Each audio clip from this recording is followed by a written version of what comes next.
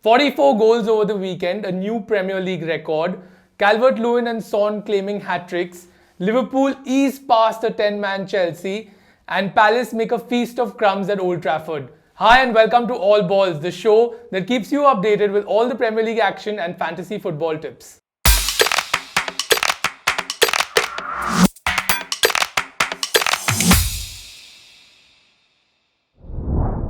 We are talking about all the matches of game week 2.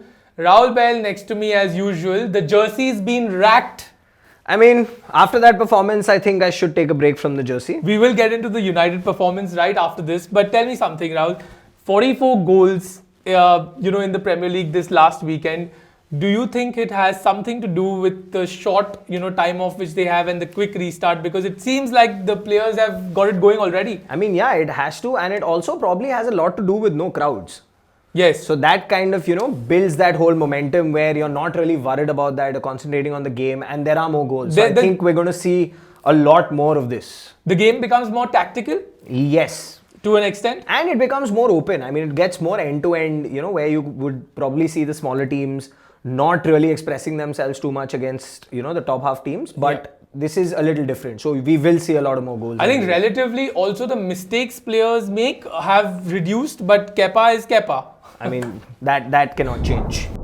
Okay, talking about United and Crystal Palace now, Rahul. Shocking performance. I mean, I think we lost that game when we introduced the lineups. I mean, Dan James on the right, he did nothing. I mean, zero contribution during the entire game. For Mensah, though he's not such a bad defender, but I don't think he was our first choice. Yeah. I think Wan-Bissaka, just coming back from quarantine on the bench. But again, I feel if he's fit enough to be on the bench, he's fit enough to start. Scott McTominay, probably on the right, being too harsh by saying that the right was weak. But then again, the result says it all. So, and then our best friend VAR also did not help us out. Yeah, well, VAR is, it was a tough decision. I must say that it felt to me as a fan of another club that it was a little unfair and a little harsh towards Lindelof and even towards United. But there is no excuse when you are playing Palace at home, first game of the season. You expect your players to be pumped, to be mentally ready. You expect Ole to have a plan because everybody knows how Palace plays. What's gone wrong over here? There was no character. There was no plan. I mean, the players did not step up. Even after going a goal down, they did not step up. The defense was shocking. I mean, Harry Maguire and Lindelof together as a pair were just they were unbelievably bad. Worst defense amongst the top 6 teams? I would say yes. I mean, they were very bad. I think Shaw was our best defender. I mean, Harry Maguire for 80 million could not even keep up with the runner in his own box for the first goal. One of the most expensive defenses in the top 6? I mean, don't keep reminding me of it. But still, I mean, that was the first goal was too easy. The second goal, like you mentioned, I mean, that ball was never going in. With the Ayew chip, even when we saw in the post-match review, the ball was never going in. But it hit his hand. The penalty was given. De Gea saved it. Again, millimeters of his foot being on the line. That was a bit too harsh and a bit too unlucky. It is, but with VAR, with the offside calls we've seen in the past, it's... But, seeing the other games over the weekend, one of the things which did occur to me was that the VAR has become a bit more consistent. The referees are going to the dugout monitor and checking it over there much more than what had happened in the last season. So yeah, but I think it's a little too harsh to give these decisions. I mean, even the few offside calls, where one fingernail is ahead of the player and stuff like that.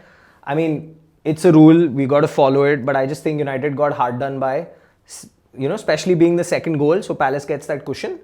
And I mean, after that, it was no looking back. I mean, they just tore us apart after that. One lucky goal, which Donny got. I mean, I think he was good after he came on. He came on, he was good. Yeah, he was motivated. You can see he's that Ajax player who wants to come and he wants to get forward. He showed that energy. He was asking for the ball. Wherever he went, he was asking for the ball.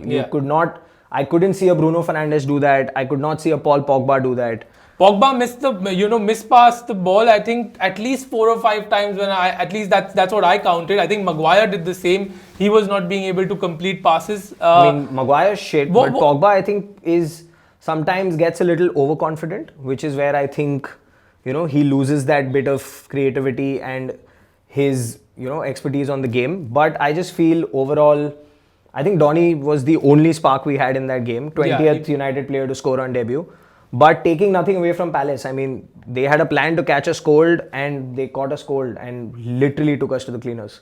Yeah, I mean, but so coming to it, who would you blame? I mean, do you blame Ole? Do you blame the players because of a lack of mentality, which I felt, because I kind of related it a little bit to the Arsenal team under Emery, which whenever we went down, we never had the, implication of like actually going back up and putting it. Yeah, so I just think that I mean, it's to do with both. I think it's the players' mentality as well as the manager, but I would put this one on Ole because I think team selection was very important. Greenwood was getting your goals, so I think he should have been there. Wan-Bissaka should have been there if he's fit enough to be there. I think he should have been on the field. Just why break what's working for you? I mean, it was working for you last season. After the restart, you got the goals, you got the wins. You went 1-0 down against Bournemouth last season, but you still came back and scored 5. You could have done the same. Exactly. And another point, I mean, which you brought up earlier was the transfers. Yeah. I mean, I don't think we need to buy players to beat a team like Palace. Thank you, because that's what a lot of United fans are saying, that our transfers are all over the place and we've not got Sancho, we were in for Thiago Alcantara and we've not got him and we've not got Alex Telles. But I think this United team can easily beat Palace any day, every day. And I mean, you all should have, it was a little disgraceful. It was. And you all should have done much better, I think. So for me, if you ask me, I feel that, there is a slight issue with the manager. I don't think that, I think a better manager would get you better results. I mean, probably yes, but it's still, I mean, I won't say it's early days Can't for sum Ole. it up in one game, for sure. Of course we can't. There is a long way ahead. Hopefully this will, open the management's eyes, get a few more transfers in and get a better result against Brighton next week. Okay, quick question, last question. Are you going to wear the jersey again soon? Of course.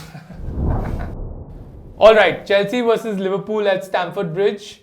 Rahul, quite disappointing from Chelsea. They didn't show up. Individual errors, bad decision making. I love it when Chelsea lose. I don't. You were actually... But I love it when Kepa messes up, because I've been saying this from day one that he needs to leave. He is not up to the Premier League standard. He is not a good goalkeeper. He is not worth the money they have paid for him.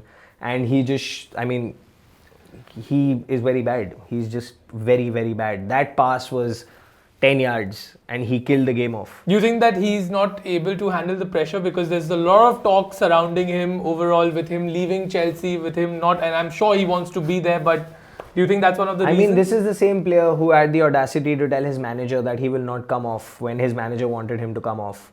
So I don't think pressure is something. I just think he's not a good performer. I think big games is out of the question. Even normal games, he cannot step up. He is not the goalkeeper Chelsea need right now. Though Lampard has said he's very happy with him, I'm sure he will have something else to say, after this performance. Because one, that goal killed the game off, and I mean, he's not really done anything in the past to prove his price tag. And Chelsea overall have been suffering from that. Nothing to take away from Liverpool. I mean, they completely dominated the game.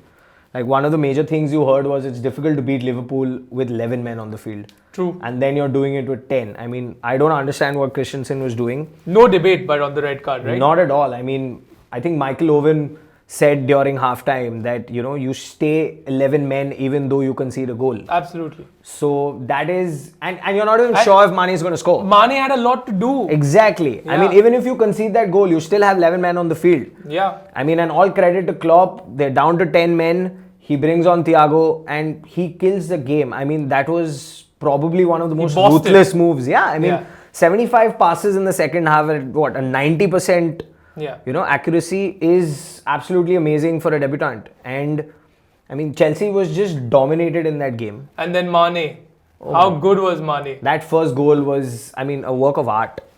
If you see, I mean, Firmino playing that give and go with Salah and, just expecting Mane to make that run. Feels like Liverpool have just taken off from where they left last season. Exactly. That's the difference between, the City, the Liverpool, and then the bunch. True. Because one is, they know where their players are. So they do not need to look up to play that pass. I mean, Firmino just knew Mane would run into that space. And he played that ball and Mane did the rest. I mean, do you expect Chelsea strengthening at the back and their keeper? I see Thiago Silva coming in. Yeah. I see Kepa going back to the bench. Probably, maybe if it's not too soon, I see Mendy starting the next game. Or if not, then maybe Caballero getting a chance in goal. But yeah, I want Azpilicueta back in because Marcos Alonso is dismal himself. You did, yeah. No, I mean, I don't understand why he's still playing. I mean, and Azpilicueta is fit. He came on in the last game. He's proved himself at left back. So Chelsea didn't look so bad for the first 20 minutes of the game with Kovacic coming in. True. Obviously, I the thought that penalty also, miss. yeah, I mean, yeah. Jorginho missing his first penalty for Chelsea. And I also feel that any goalkeeper, standing up against him with his kind of run-up will save that. I know he has 100% record, but if you put up a good goalkeeper who will stay on his feet until the last moment and back himself to dive on the side and save it, he will save it. But so Lampard signed all the top players which were available, right? Like in this window. But don't you always start strengthening from behind first, like City did it, like Liverpool did it, So absolutely, do you think he missed the trick? Yeah, attackers win you matches, defenders win you titles. So Well you need that from the back. You need to strengthen from the back. Clean sheets are going to win you titles. You need to score 1 goal, have a clean sheet, and you have 3 points. You cannot back yourself to score 4 goals and 5 goals every game to win it. Chelsea has the firepower up front. I think Werner is slowly getting into the mix of it. Of course, he's still facing his problem with, the big defenders like he mentioned. I mean, last seen in Fabinho's pocket, if I'm not mistaken, though he was all around him. But Fabinho did a fabulous job to hold him there. Yeah. And Liverpool just showed why they're Liverpool. I mean, they completely ran over Chelsea. And after the second goal, I feel after the penalty miss, there was no chance for Chelsea to come back. There was no chance. The game looked pretty dead. Liverpool were happy. Chelsea knew that they couldn't do anything. Fabinho, do you think that's his best position now with Thiago coming in? No, I still think Fabinho can probably move into midfield and Thiago can have that little freedom in the middle. I still feel the Van Dijk-Joe Gomez pairing is way better than the Fabinho pairing. But then again, it's good. I mean, Klopp has backup now. He had 2 centre-backs out and he had Fabinho fill in and he had a clean sheet. So, I mean, it's not very often at, a Chelsea-Liverpool game at 60 minutes, you're kind of, it's okay if I miss this game because it just got flat after that. True. So I think Chelsea were thoroughly hammered. Kepa will be trolled and will continue to be trolled because of his price tag and his shitty performances. So Chelsea fans, you better pray that you get a good goalkeeper. Moving on from one of my favourites to one of yours. One of the 2 7-goal games in the week. Leeds-Fulham. Leeds winning 4-3. What do you make of that game? I think great game, yeah, for Leeds. Leeds are looking amazing up front. Bamford is in peaking in form. They got Rodrigo, but they subbed him at halftime. They got in Tyler Roberts, the creative young midfielder, who also did very well. I think Leeds have shown all heart again, and they don't seem to have a problem in going forward. Their only problem is they were 4-1 up in the game, and then they stretched it they got it down to 4-3. So that's pretty touch and go. And amongst the big sides, probably that could have been 4-4 or 5-4 or something like that. So they are calling out for a defender. Last season in the Championship, they had Ben White, who's not with them anymore. I think otherwise, and good for Fulham also, because you see Mitrovic came into the team. He had at least the Fulham players knew that who they had to play the ball to. They kept doing that, and he got a couple of goals. So yeah. But Fulham, I mean, facing the same problem. I mean, they're getting the goals with Mitrovic, but they're leaking in too many at the back. Yeah, it's like Harry Maguire's defending for them. But I mean, they have that record. They have a very poor defensive record. They've lost 2 out of 2, and they've conceded a lot of goals. I mean, while we know Leeds will play, the beautiful football and get the goals, Fulham, while Mitrovic might fire sometimes, he might not. But do you think that is a concern, even though it is very early? But do you think Fulham can recover from this? Do you think Fulham can actually survive this season? I think that they can recover from this. Yes, about survival this season, we'll have to wait and watch. There are maybe 4 or 5 teams who are probably you and me would consider, who are fighting to avoid relegation. So we'll have to see. Our next game, Newcastle versus Brighton. Brighton coming out on top with 3 goals. Tariq Lamptey being probably one of the picks for Brighton over there. Their manager doing a good job on Lamptey and on the team. Surprise package for me. Good partnership with Ben White. And absolutely. After last week's performance, I think Brighton deserved that win. They didn't do bad against Chelsea. So away from home, Newcastle lackluster. need to pick up their game after that first game. I think took it too easy in defense. But yeah, good win for Brighton, and Newcastle need to pick it up. From an unlucky Man United to a lucky Arsenal. The jersey's on. That's why you've covered it, because you were lucky. Please tell me you agree with me that Arsenal was lucky to come away with that victory, because you were outplayed by West Ham.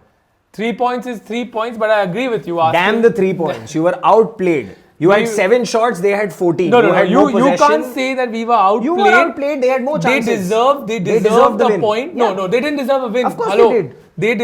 They deserved 1 point out of the game. I agree with you. Arsenal got lucky, yes.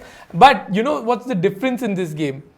I've seen Arsenal play these games, and you know, we say that, oh, you know, when Arsenal is not able to beat a team like West Ham or the smaller teams, we say, oh man, come on Arsenal and all that. But this time I felt that the thought that came into my mind is surprising. It was surprising the way we played, which is a good thing to say, because you know, we are in that rhythm. We have the momentum. Arteta has been brilliant over the last 10 months that he's been here. So I think I still wouldn't make a big deal out of it. But yeah, and I'll tell you why this has happened also, is because of one simple player, and that's Kieran Tierney. If Kieran Tierney was fit, if he played the game, it would have been a comfortable win. It was unfortunate that he had a slight hip problem. Hopefully he'll be fine for the next weekend.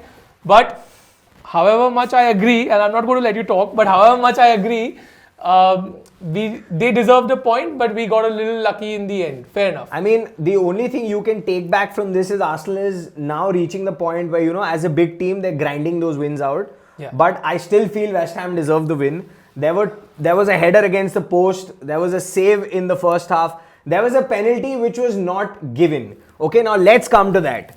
Do not make that face. Lindelof, same penalty. Doherty will come to later on in the show, same penalty. Guys, I want you to comment on this Gabriel handball, and while you're at it, just like, share and subscribe. But coming to that penalty, Lindelof got it, shot off target, VAR. Okay, Doherty could not do anything about it. The ball has bounced off his foot onto his hand.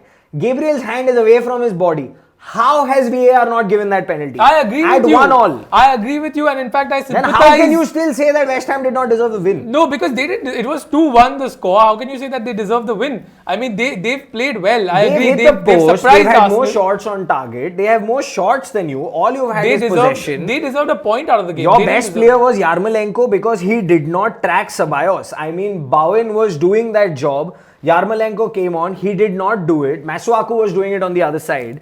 And that was it. One lapse in concentration. I mean, Nketiah got his goal. I mean, Arteta under 21 for that. international. Yeah, that's what they do. Come on, my mom would have scored that. But I mean, you got lucky. I'm not saying Arsenal played badly or something like that. While I know you hate David Moyes, but according to me, West Ham did deserve to win that game. They had Souček hit the post. They had another header miss. They had Issa Diop miss a header in the first half. The penalty decision not going with them, but I feel Antonio troubled your centre-backs, and probably something for Arteta to think about, though David Luiz came back. But then again, when you have such strikers, when you have strikers who are fast, who are strong, when you come up against Liverpool, you know, next week, this is going to be a cause for concern. While, you know, great thing on Lacazette getting his 50th goal. True. And stuff like that, yeah. Good ball by Oba. But I mean, I don't know, I just feel West Ham did not deserve to lose that game for starters. Yes, but in my opinion, they needed to win. So while, you know, you're taking your digs... That's not your opinion that they need to win. That is your wish and your hope that is my wish every night. Yeah, but whatever, you know, the thing is that I agree with your points about not being that confident and that strong against these big forwards who are playing against Arsenal, and that has been a problem for us. But all in all, I think that the difference that why Arsenal actually won this game is it's basically because we've instilled that mentality amongst the team, amongst the staff, amongst the players, amongst everybody, which right now United totally lacks. So I don't know why you even talking to me on this whole topic. I'm waiting for the day, that one day when it comes. Sure. Moving on to Everton versus West Brom at the Goodison. Second 7-goal thriller. Yeah, and what a game. Calvert-Lewin smashes in a hat-trick. James Rodriguez, his influence on the game, phenomenal. What do you think of that game, man? I think James was, like I said even before, he protects the ball and he gives you those cutting-edge passes which was lacking in Everton. You have the runners. So Calvert-Lewin, Richarlison will make the runs. Luka Dean will make the runs, Coleman will make the runs, and you have James playing these balls. I mean, I'm glad he got his goal. He got an assist, but I mean, star of the show was Dominic Calvert-Lewin. True. I mean, not a perfect hat-trick, but right place, right time. I think youngest English player for Everton to get a hat-trick. He looks like a proper number 9 now. Like He is. Yeah. I mean, he's quick, he's tall, he times his headers, he runs the channels. He's quite strong as well, and he's getting his goals. I mean, He loves to play under Carlo Ancelotti. He's got 10 goals under Carlo already, which is quite the stats are really good for how he's been doing. I mean, he got lucky with his first goal, but I think like I said, right place, right time. Striker has to be there. And Everton, though they did dominate, I think West Brom showed great heart even after going a man down.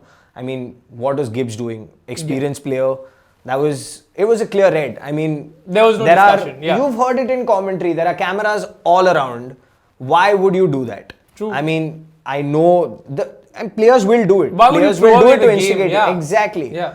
You're trailing players, players will instigate you. But not a great example by his manager. He went right at half time. He got a red himself. So I mean, I didn't understand. He walked in like a bouncer talking to the referee. I mean, not that Bilic Slaven the Bilic is bouncer. the smallest man, Bilic but the bouncer, yeah. it just kills the team mentality. But credit to West Brom. I mean, immediately after that, the Pereira free kick was a gem. But once Everton got their third goal, I don't think West Brom could come back from that, because with 10 men, chasing a side that has so much quality, and Everton took full advantage of it. I mean, credit to Ancelotti. I said it in the pre-game as well, that if Everton want to establish themselves as a top half or a top 6 side, they need to run past these small teams. They can't They can't get those narrow victories. They need to dominate these games, and they did that while it's too early, but I feel there's something great that's coming from there. It's building well. I mean, they're defending well. They conceded 2 goals, yes, but those 2 were brilliant goals. One, the first one, a solo effort, and the second one, a free kick. Yeah, absolutely. Yeah, I mean, I feel Everton will go places this season under Ancelotti. So Leicester versus Burnley at the King Power. I mean, Burnley came out of the blocks, got their first goal of the season, but Leicester dominated post that, moving the ball very quickly, especially from left to right. I mean, Burnley could not deal with it. The positive out of this is Harvey Barnes. I mean, at such a young age, 13 games, involved in 10 goals, playing that number 10, replacing Maddison, though Maddison is not the worst player Leicester has. I mean, yeah, he is one of their creative players and one of their best players, if I may add. But Harvey Barnes is fulfilling that role well, and they're getting the goals. I mean, the only thing negative that Leicester can take out of this game is that Vardy didn't get a goal. But as long as they've got 4, I don't think Brendan Rodgers cares. Moving on to Villa versus Sheffield at Villa Park. Not really too much happening in that game apart from the John Egan red card. Martinez's first touch for Aston Villa was a penalty save, which I feel, again, he was sold for too cheap by Arsenal. However, Sheffield yet to get off the points in the Premier League, and Villa doing reasonably well to get the 3 points. Moving to St. Mary's, my favourite manager. So I will summarize the game for you. Kane, Son, goal. Kane, Son, goal. Kane, Son, goal. Kane, Son, goal. I mean, what was that? I think that when they went in at half time, they said, let's just put Jose on mute, and they've come out and they've done their stuff. I think they've disregarded all his instructions. Yes, exactly. They have just spoken behind the scenes. Yeah. I mean, it was they made their own track football. Game plan. Yeah, it was one track football. And it was beautiful. No, it was not beautiful. I thought that their link up was amazing. There was no link up. There was a ball over the top, which I wanted to bring out last time, which is Southampton holding a high line. It cost them against Crystal Palace, though Crystal Palace did not capitalize, obviously because of the quality they do not possess. Fair enough. There is a Harry Kane. But for me, this was nothing but Southampton playing a high line, Son being faster than the rest, Kane playing the ball over the top, and that's it. Son finishing it. Yeah, but there was nothing else to that game. They looked out for each other. I think that they came back after halftime and they've proved it. In fact, Jose said later on that his Spurs team is like a puzzle. So maybe he also didn't know or didn't expect that what Son and Kane were going to do. I mean, but Kane last season, all he got was 2 assists. He's doubled it in 1 game. Yeah. I mean, the only other player to score 4 or more for Spurs was probably Jermaine Defoe, where he got 5. But I mean, they turned it around. Obviously, Danny Ings, got his brace. But Kane and Son were the only 2 players. I mean, they've combined better than anybody in the league for a total of 24 goals? 24 goals, yeah. So, I mean, it's crazy. I know, a big win for Mourinho away from home, but I'm still not convinced that he can do this against a team that, holds the line, plays to the strengths of their defenders. Even what happened against Everton, where was Son and Kane against Everton? They cannot do this day in and day out. No, just play the ball, and I mean, I agree as that's well. it. I don't think that Which other player did you see? I mean, Lamela obviously got the shot which got in the Kane goal, but apart from that, there was no other player you can pick out in that Spurs lineup. But there's Gareth Bale coming, Rahul. Okay. Are we done? Yeah. Okay. We can be. So yeah, Gareth Bale's coming. He is injured. There is time. If without Gareth Bale they're doing this, who will he replace? I feel it's hard on Bergwijn and Lucas Moura. Yeah. But I mean, he enters the starting 11 just like that. Absolutely. So headache for Jose probably with team selection, but good squad depth. But he's still not here. So I will appreciate that you do not bring it up every time since we missed him and we lost. But you should be happy. Waited for that, didn't he's you? He's not going to be playing against United. So you're a bit lucky already. What did I tell you about Gareth Bale and Raul Bale? All right, moving on to the final match of the weekend. Wolves versus Manchester City at the Molineux ended at 1-3 between Wolves and City. City didn't look extremely comfortable during some moments of the game, but eventually got the 3 points. I mean, City were the better team. Wolves, of course, well-drilled team, very strong team at the back. But City being City, Pep being Pep, set them up, got the goals. De Bruyne got his penalty, Foden got his goal. Wolves pulled one back, started the second half in a very strong way. But I mean, City were the dominant force, and they came out on top. I mean, I saw that result coming. Nothing to be disappointed for Wolves as such. I mean, they've lost certain players. They've lost Doherty to Spurs. They've lost Jota to Liverpool. But they still seem like that ever-attacking force and extremely organized in the front.